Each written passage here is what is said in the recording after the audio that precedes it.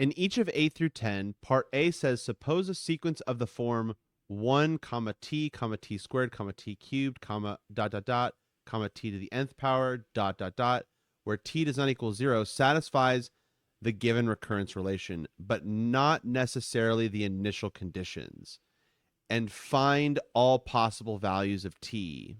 So for part A, we just have to rewrite this recursive definition here. Now the claim here is that b sub n equals t to the n, that this is the solution to this sequence. It might not necessarily satisfy the initial conditions, but we can verify if this satisfies this recurrence relation here.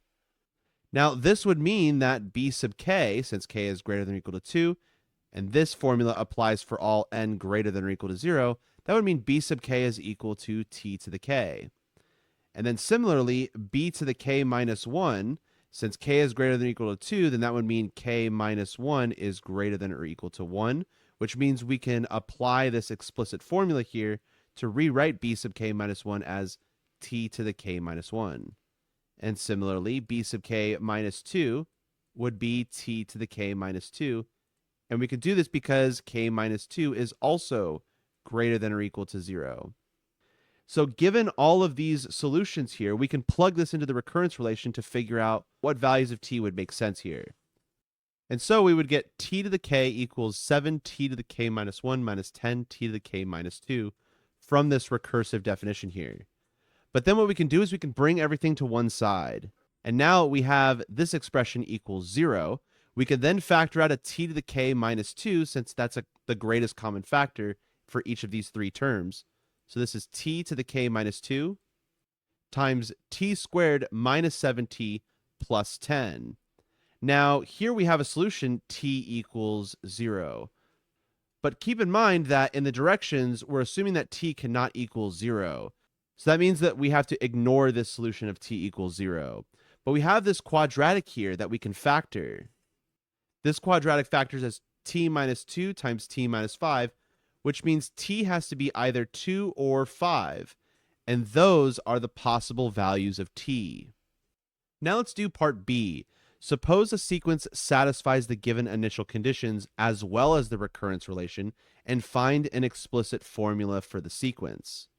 So this means that b to the n equals 2 to the n, or b to the n equals 5 to the n, or some linear combination of these two expressions. So to generalize this a little bit further, we can say b to the n equals a, some constant coefficient a, times 2 to the nth power, plus some other constant coefficient b times 5 to the nth power. For those of you who have taken linear algebra, this is called a linear combination of two solutions. Now we have to figure out what a and b are, and we can use our initial values here. We're told that if we plug in n equals 0, we get 2. So let's plug in n equals 0, and we should get 2 as the result. So 2 equals a times 2 to the 0 plus b times 5 to the 0, which means that 2 equals a plus b. So that's the first bit of information that we get. We're also told that if we plug in n equals 1, we also get 2. So separately, we can say 2 equals a times 2 to the 1 plus b times 5 to the 1, which means that 2 equals 2a plus 5b. And so we have two equations and two unknowns, and we can use that to solve for a and b. Now with this first equation, we can solve for a by subtracting b on both sides, which tells us that a equals 2 minus b. We could then substitute that 2 minus b into the a of the other equation, which tells us that 2 equals 2 times 2 minus b plus 5b, which simplifies to 2 equals 4 minus 2b plus 5b. That's after distributing this 2 here. And then we can subtract 4 on both sides to get minus 2 equals minus 2b plus 5b is 3b, which means that minus 2/3 is the value of b.